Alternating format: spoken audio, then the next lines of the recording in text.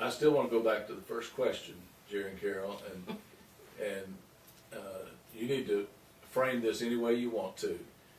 But Agape had a beginning somewhere, and it was sometime, it wasn't Agape when it started, but how did you first become involved in what evolved into Agape? How did you get started in that? How do you remember? We got started because we had a family at the church, and the mother left the children, and I think there's 5 children that she left. And so the husband remained faithful, and he asked for help with the children. So we took one of the 5 children, and his name was Little Jimmy, and he was about 4 or 5 years old. And other people in the congregation took him. And so we were asleep one night, and I heard a truck. I heard a car. It was sounded like it was a truck, and it come in our driveway to woke me up. And I remembered that we had little Jimmy, and I said, I bet that's Jimmy's mother. And she came to the door and wanted Jimmy, and so we didn't have any reason that we could keep her from having her own son. So we didn't have any jurisdiction over Jimmy. And so she took Jimmy, and she had several men in the truck, in the car with her. And 1 or 2 of those men came to the door. And so we, it was about 2 or 3 o'clock in the morning that she came. And so we gave little Jimmy up, and he was like a son to us. And we don't know what happened to him or where he went. But we realized then from that point that if we had to keep children, if we needed to keep children, we had to have a legal right to keep that child. And so the Haskell Clunch and I went to Judge Kenneth Turner's office and sat down and asked him, what do we need to do to keep these children? And he said, well, I can tell you. And he went upstairs. He said, I want you to go with me upstairs. We went upstairs to the 2nd floor. Agape was formed in 1970. And we worked. So we talked with Judge Turner at the juvenile court, and he said, I will help you if you want to keep children. I said, we do. We want to help out with children. And we'd already had some other requests. We had Bobby and Tammy who came to us from their grandmother, and the grandmother was aged, and she said she just could not keep the children. And she took them to juvenile court, and Judge Turner told us about that, and so we went back to starting to foment the agency. And so we had several men that came to different congregations that came to help us to form Agape. Merle Haas was primarily the leading candidate, and we met in he had a store over on Airways, and we met in his property every Monday night until we could get the charter of incorporation set up. So before then, we had to have jurisdiction from Judge Turner to take those children. So he was very instrumental in helping us form Agape. Judge Turner was. And so we met every night, every Monday night at Merle Haas's building, and we developed the things that we had to have to get Agape chartered. And we started with, we submitted a proposal, and Ms. Lannis Turner, I think that was her name, Lannis Turner, she came to help us, and she was very helpful in getting the charter of incorporation and the bylaws and all approved by the state. And so we worked until we got the approval that we needed. After we got the Charter of Incorporation and the bylaws approved, she continued to stay with us. And it was interesting that one of the requirements that she had was that we had to have a hearing in Memphis, and we needed to invite all of the other people that we had child care, and we went to several places to invite them to come, and most of them came to the first session, and after that we had 2 or 3 sessions that were very important, and we had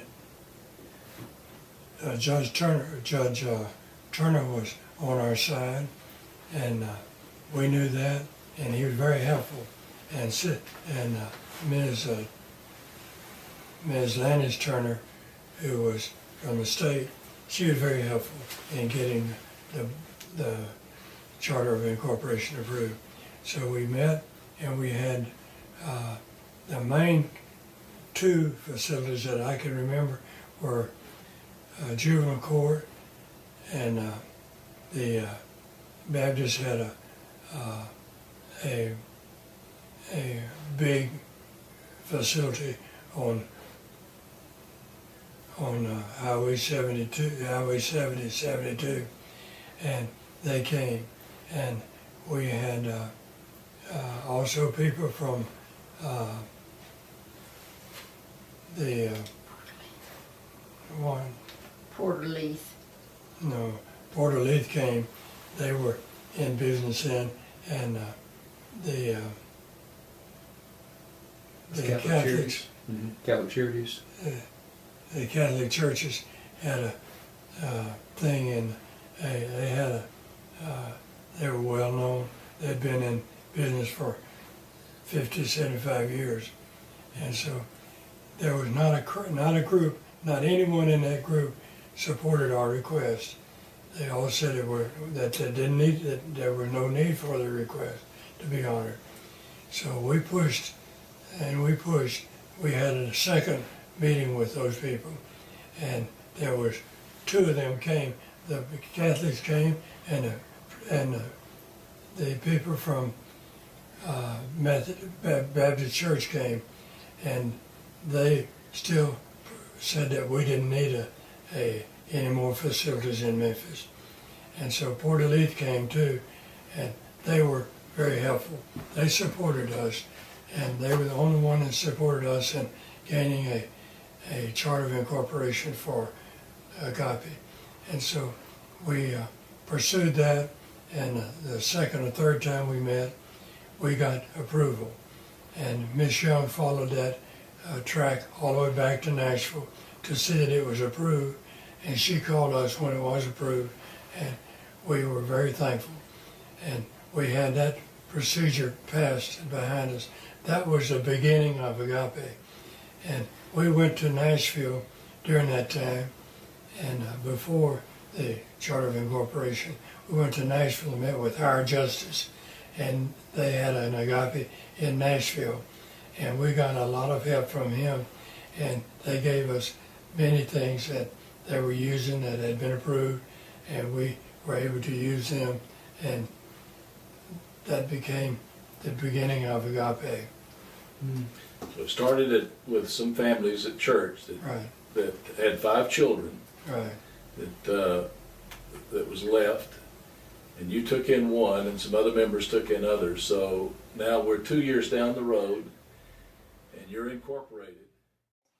Your first child that you had was Jimmy, and so now you're incorporated in 1970. And in addition to, you never found out any more about Jimmy, but how long did you have Jimmy? And at the end of that, by the time you were incorporated, how many children were you serving at that time?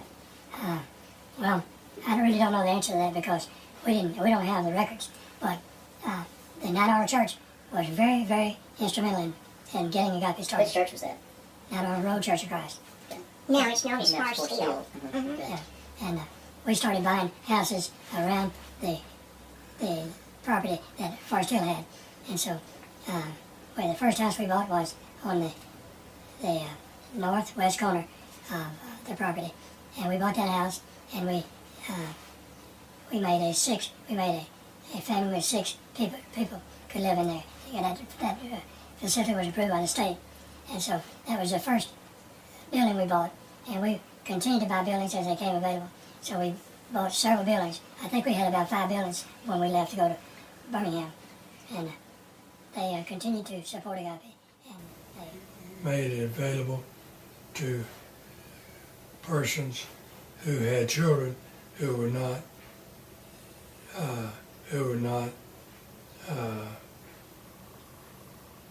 as orderly as they should be, or some other factor. We took children that people who had children in homes that couldn't take care of the children, and we took them into the houses, in the cottages. They seemed to work better in the cottages than they did in the homes. So I remember my mother and my daddy had a little girl, and she became so obstinate that they decided that she needed to be someplace else. So they put her in one of the cottages at Mount Arlington. And she ran off the first thing, and we didn't know where she was, and we found her and brought her back, and she became very glad to be at that house. Carol, what was your first memories of having a child, Jimmy, in your home, and how long was he there? Jimmy was only with us a few months. As Jerry stated, we lived in this community that was just development in southeast Memphis, and it was known as Parkway Village. And we attended the Knight Arnold Church of Christ. And so many of the families, the young families that was moving in there, that was their dream. You know, you buy your own home, own your own home, and raise your family. That is the type of community that Parkway Village was in the late 50s, and I'll say in the early 60s. And as he stated, it was at church, there was a man and his wife there, and they were having a struggle to make everything work for them. And so one night, out of the blue, she just left him with those 5 children. It was 4 or 5. And he was continued trying to work and take care of them, but it was just more than he could. So he approached the church to ask them if he could get some help. Well, there was, everybody jumped right in, and 4 of the children were taken almost immediately. I think there was a baby. I think Jimmy may have been the oldest one. He was a little boy. And he was left, and there was no place for Jimmy to go. Well, Jerry and I had three little girls ourselves, and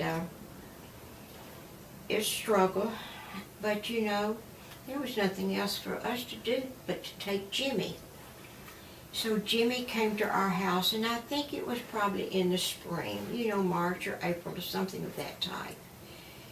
And, oh, he fit right into the family. I just fell in love with him immediately.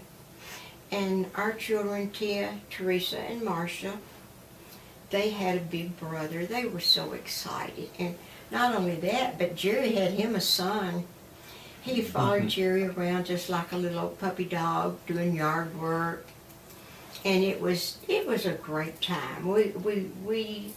It was good. And it was beginning to get school time, and oh, our household was in such a buzz. Everybody was so excited. Jimmy was going to get to start to school. We got school supplies, we got clothes. We did all the things that a mother with the first child does with their child going off to school. Mm-hmm. We never got to experience that moment. As Jerry told you, there was this rap-a-tap-tap on our door one night, and there was a mother. and she had come to get the child. And we begged, we pleaded, we persuaded her. But she was going to get her child. We had no recourse. And I went to the bedroom and I got Jimmy. I walked in there and to this day, I can feel that child's arms around my neck. His legs was locked around my back. And tears rolled down his cheeks, down my neck. As she pulled him from my arms. We haven't heard from Jimmy or any of the other children that were taken out. And the church prayed diligently that those 5 children would be taken care of. And I'm sure that they have been. I have tried to research some to find him, but, of no avail. There was no tracking. Now that's how I remember the moment. I guess the seed was planted that something had to be done, that Jerry has explained it had to be done. And the men started about doing it, and it was a long process. So that had been about 1964. So there was several years in there of finding out what had to be done. As Jerry mentioned, Haskell Clonch had worked as a social worker in Mississippi, so he had quite a bit of knowledge about the procedures and things. None of us had a clue what to do, didn't have a clue what we needed to do. But he said you needed a license. So that was a process. Started trying to get a license. It wasn't an easy road. But I remember there was, Sherry had mentioned Merle Haas. And he was a go-getter. That's the only way I know how to do it. He was a go-getter, and he was determined to make this work. And as Jerry was mentioning about the houses, at that time, so much of the child care they thought at that time that should use a cottage. That was the best way to go about it. Just place them in a cottage. And so a lot of that was being done before Agape was ever started. So the cottages were prepared. Raleigh had a bunch. East Fraser had a bunch. I'll just put it this way: the different congregations in the Memphis area really did rally to the cause of trying to take care of the children. And we came by way of knowing there was an attorney at East Fraser. He was contacted, and so there we had somebody that knew about social work. Merle was a go-getter. He was finding out about the licensing.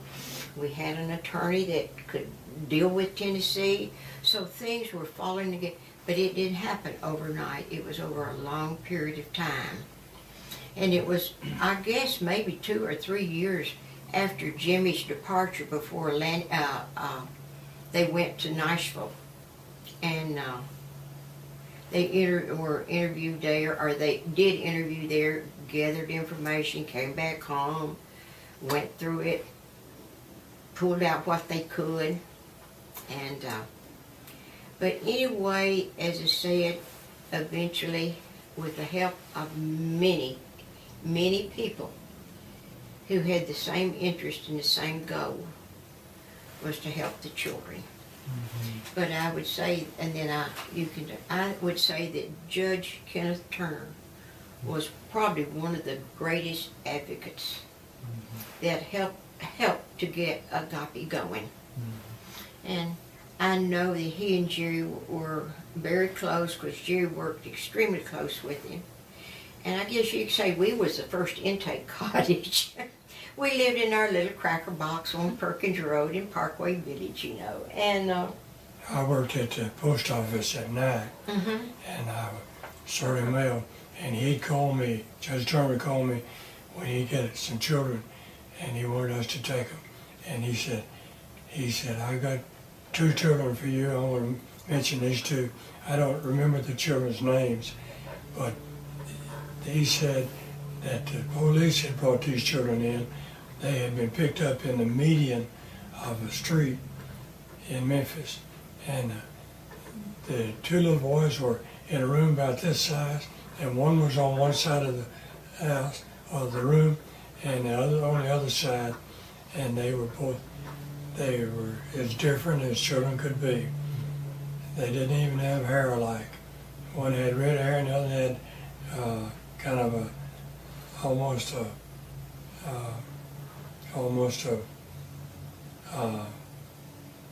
white hair. And so I got those 2 children, took them home, and we'd call Carol and tell her, I'm gonna bring some children home. And she said, okay, bring them home. And so we brought children home like that, and then we would take and put them in the cottages that Arnold had. And we did that for some time. And but he would always call me, and I'd go by and pick up children from the Yeah, so what, 4 to 6 children or something like that? There'd Within be the home? house parents. They called them house parents. Yeah, yeah. And it would be on the time. They tried never any more than 6. They just tried to have it in a family setting. Right, right. Do we need to wait? Yes, yeah, it's not taping right now. Yeah, it is. It's cool. Is it taping? Okay, I'm sorry. But anyway, back to it actually finally got to the point where Judge Turner didn't even call Jerry. He just sent somebody out with a house with some children, and they would usually come, and they were very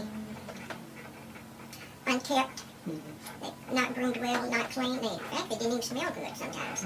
And each child would come with a grocery sack that was about half full of clothes or their total possessions. That would be it. But those little boys I picked up had been brought in by the police. They didn't have any clothes except what they had on. And a lot of times the children, of course, they were terrified. They had no idea. We had no idea what they had been through. But when they came to our house, they had no idea what they were getting into. A lot of times they would be, and see now, you've got to remember that I had 3 children there, and the oldest one, maybe 2 was 6 and 5, they were like 3, 5, and 6 or something like that. That was our family, and that was actually before Kenneth was born. And someone would say, well, Carol, what did you do with them? And I said, well, when they were crying, I had this old chair that my mother had given me, old thing, and it went womp, womp, womp, womp when you rocked. And I would just gather the kids up in my arms, and luckily, our children would go and play. I don't remember them ever being a problem. I mean, neglecting them. But I'd get in that old chair and they would cry and go, wonk, wonk. At some point, I cried with them. And usually the 3 of us would stop our tears about the same time. All I did was show them love, comfort. Jerry Carroll, in every ministry like this, there's a 1 or 2 turning points that really shifts, and you see growth, and you see something exciting, and you think, man, we're taking this to a new level. Was there a turning point or 2 in your ministry with Agape that stands out? We I don't remember how it came about, but we had several congregations, big congregations in Memphis that were supporting us in the effort to get Agape started. And Carol mentioned one, the attorney in East Fraser, Joe Hopper. Joe Hopper. He submitted everything we needed to submit at no charge, and he was very, very good attorney. And he stayed with us until I think he died.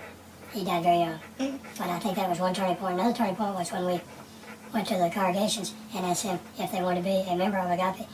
Their membership was $100. And so we got some funds there and started to hire directors. And the first director we had was...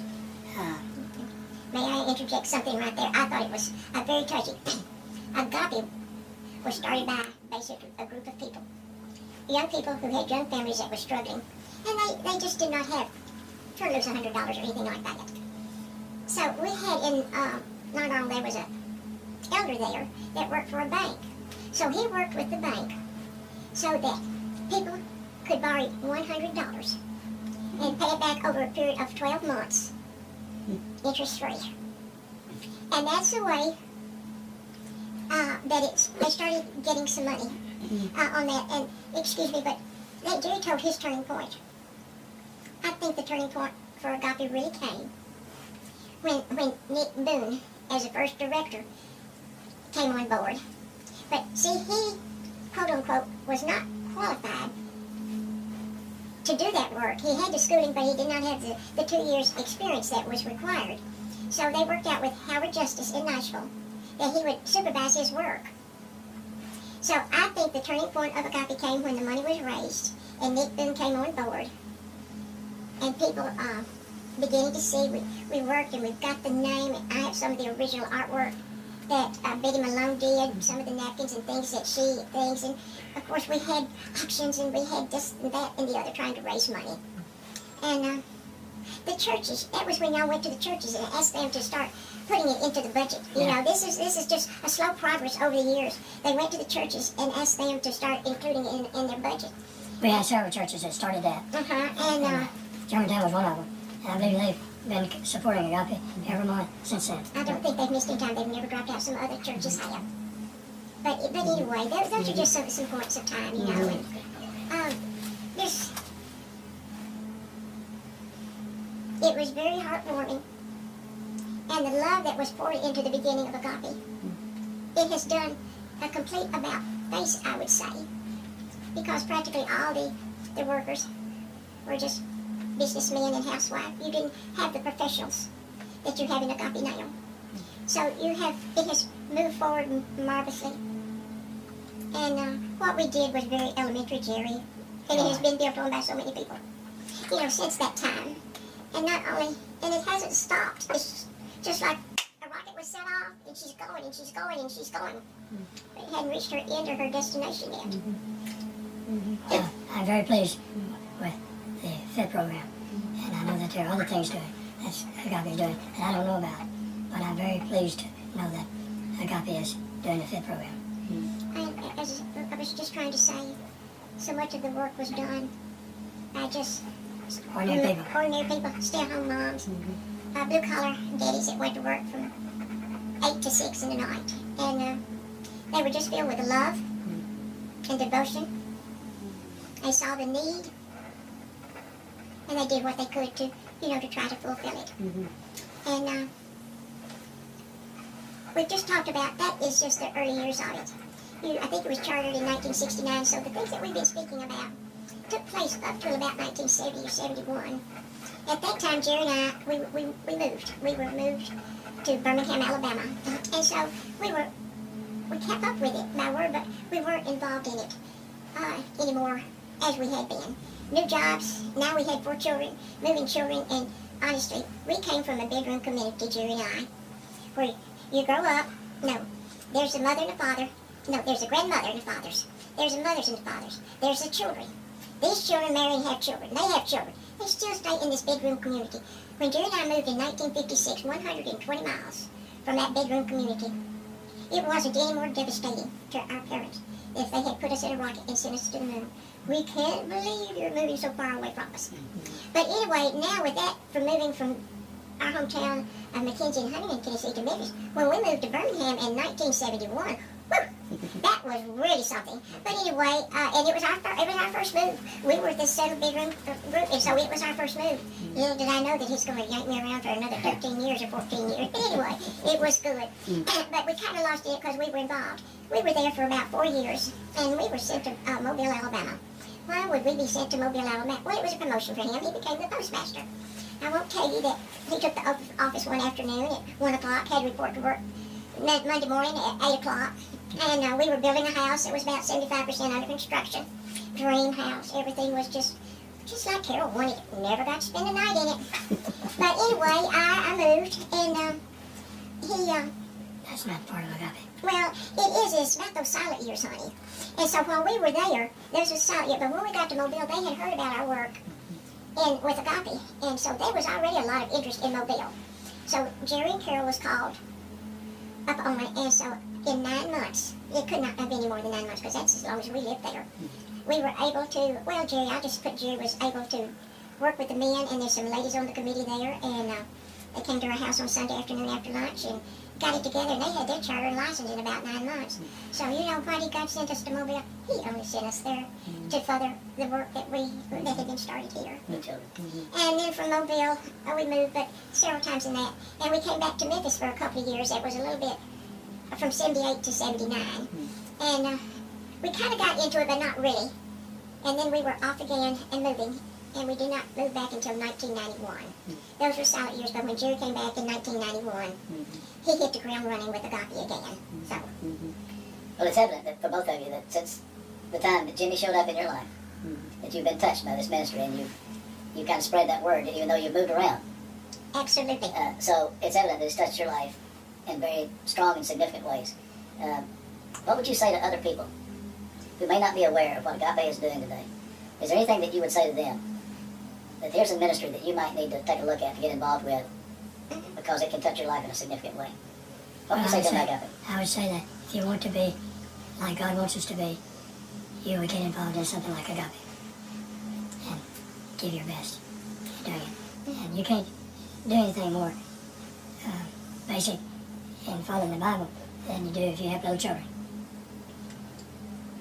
They're mentioned many times in the Bible, and so often they're not blessed to have parents. I want to mention this. My father and mother kept young women in their home prior to establishing Agape, and I knew that in Carol. Fortunate to have parents that love children. And at that time, the girls who got pregnant would, their family would seek a home for them to go stay until the baby was born. And then after the baby was born, the girl came back to her mother and father, and she never saw the child after that. That was what was done in the early 60s. And so my mother and daddy were keeping girls like that. And I went with my daddy to the hospital where a girl had a baby, and she had not seen her baby, and she was very traumatic at that time. And so I thought to myself, this is not what we really want. This is not what we really want. We want something that's better than this. And those girls were treated like they were strangers from their own parents. And I couldn't do that. But Mother and Daddy kept them. They kept several girls at that time. And my mother and my daddy were very much involved in it. This, I love telling about Agape, and I have an opportunity there. I guess there's, every week, 10 days or 2 weeks, I will have an opportunity to tell somebody about Agape, because I have been searching, for things to get to outfit one of the fit houses, because I think it's a great program. I think it's a wonderful way to go for a family, and I will tell them what I'm doing. They said, well, I haven't heard about this. What is this? I says, well, it's one of the programs of Agape. Well, what is Agape? I says, well, it's an organization that's founded here in Memphis, and I says it started out trying to help needy children, and it has grown now that it not only helps children, but it helps families. Well, what do they do? I says, well, this program that I'm talking about is just one of many they have. I says, someone will come to them asking for help, and there's an interview system that they go through, and if the people think that they are sincere, they're trying to turn their lives around, then they reach out and help them. And it has to basically be a mother where there is no father involved or no man involved in the life. It can be a mother that's just pregnant. It can be a mother that has 4 or 5 kids and what they do. In several of the areas in Memphis, they have gone into apartment complexes, and they go into the area of Memphis that is kind of a poverty-stricken area. And they will go in and they'll rent 4, 5, 6 apartments. Or I don't know how many, or several. And then they will furnish those apartments with everything that is basically needed. It's not new stuff, it's just stuff that's contributed off. They will set them up in this apartment, and they'll get the children enrolled in school if there's children, and if it's an unwed mother, they'll see that she has care. And I said, during that 2-year period of time, she has to pretty well get her life straightened out. She has to get a job, and if she has done all these things, a finished school, a job, then they give her the apartment and everything in it, and all she has to do is just pick up the rent. The children do not have to move from their friends. They do not have to change. I think it's a wonderful program. And people are very, very interested. And I said, not only that, they have a social worker that they move in that works with them all the time. And I said, that is a part of Agape. And I says, there's so many people that they help. Just not like that. It's just too numerous, and I think it's thousands that they help every year. I don't have the figures. I wish I could tell you. And they want to know where they can get more information. So I tell them very quickly, go to the internet. Pick up the phone and call. So that is how, as I say, I am very heavily involved, and I just want to get those 10 apartments finished so badly, so I can go on some more. Bless you. It's very good. It's a great work. There have been lots of Jimmies that have been cared for since you took in little Jimmy. That's right. And a lot of lives have been touched in some very special ways. And more recently, the two of you have made some changes in your estate plan to We help have. perpetuate that ministry so that future Jimmys can be helped and served. What does it mean to you to know that you're going to be able to help future generations of little Jimmys that you will never know and never see? I have a big regret about it. I regret that we cannot do more. We're very thankful that God has placed us in an area where we could be used. We're very thankful. How would you describe how your life is different today than it might possibly have been as a result of Agape being a part of your life? Well, I don't really know the answer to that. I just live one day at a time. And I'm very thankful for Agape. I'm thankful for you keeping it going. And I'm thankful for the people who are involved in Agape. And I've known a lot of people who are involved in Agape. And I'm thankful for that. I have learned to be more compassionate, especially with children.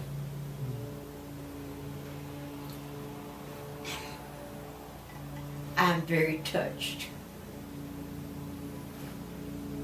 for those that hurt.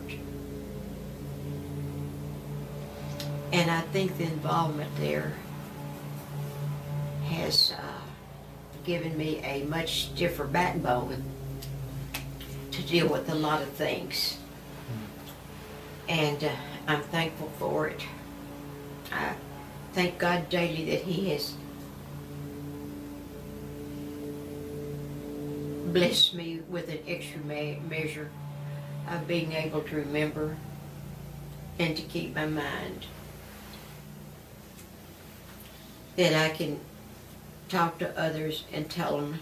And I'm just sorry that I can't gather all of them up in my arms and love them. But I can't be selfish. Others have to help us. And it has had a big impact in our life. whether we realize what it is or not. But we care a lot. We've left out so much of the story, so many of the events, so many of those sweet little children that came through. Jerry mentioned little Tammy and Bobby. Oh, they were so adorable. We kept them in our house a lot. Little Bobby was about the age of our Kenneth.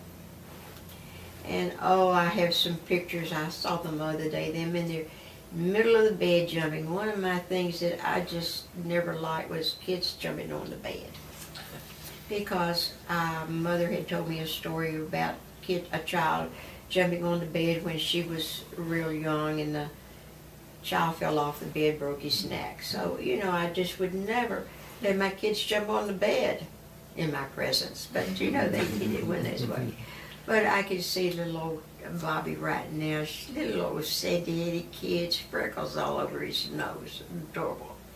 Sherry and I would have adopted those children, even though we had 4. But the grandmother would always show up the day before, what was it, every 6 weeks or 3 months, you know, they had to have a visit from the family.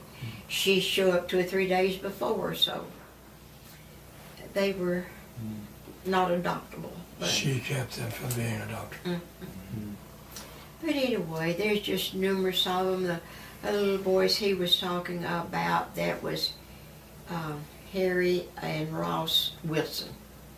And a lot of the children, I can't remember the names. They would just come in just like a revolving door. You know, they'd bring them in and we'd work with them and they'd take them out. So it was... Well, there were people like the people lived there on the corner across the street from the church. Oh, Doris Jean and Irby Cole. Yeah. We should... He was confined to a chair, and he couldn't walk, and so they kept children in their home consistently. I don't know if they still have children, but they're about our age. And the reason he was in a wheelchair, he was one of the last ones in that age level that got polio before they came out with the vaccine. But they were things, but their home was one of the intake homes, and before, you know, they started being able to do that. So it was a progressive things from neglected children His name to is people who care. Herbie Cole. Irby and Doris Jean. Herbie and Doris Jean Cole.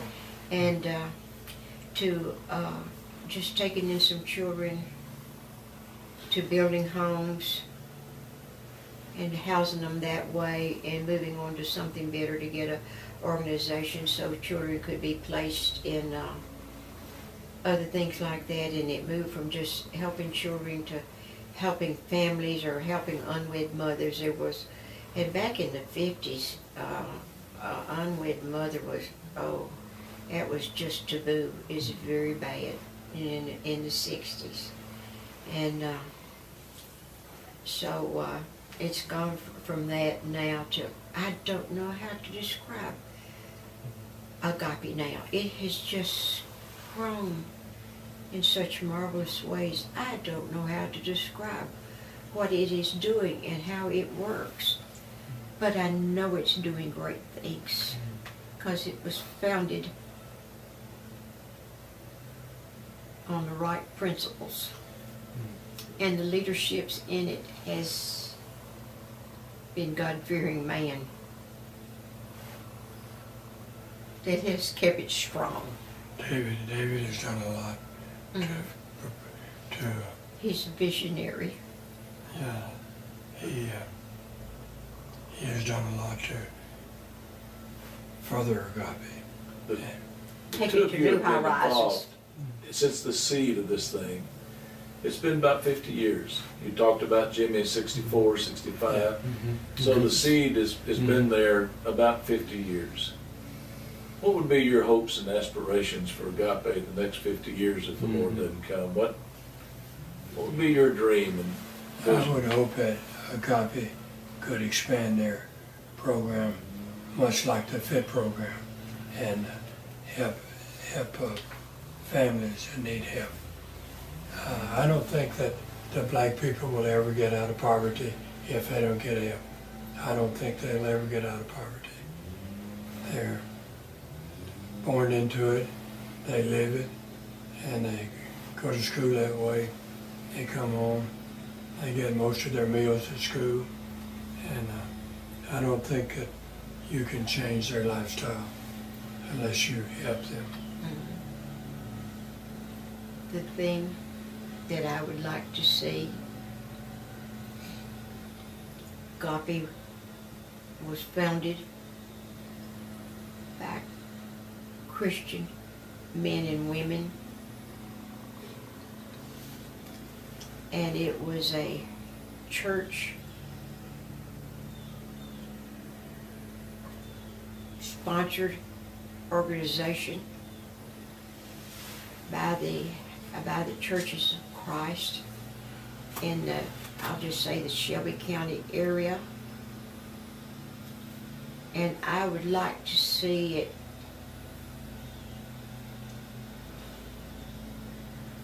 I don't want Agape to get so far from its founding, who founded it and why it was founded, that it just becomes another organization that's doing good. I'd like to say that I was on the board when David was hired, and I think it was a good thing that he came to be with us.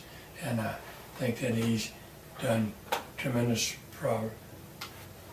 good in helping the particular ladies in the FIT program, and I'm thankful for that. And I hope that he stays with us 50 more years.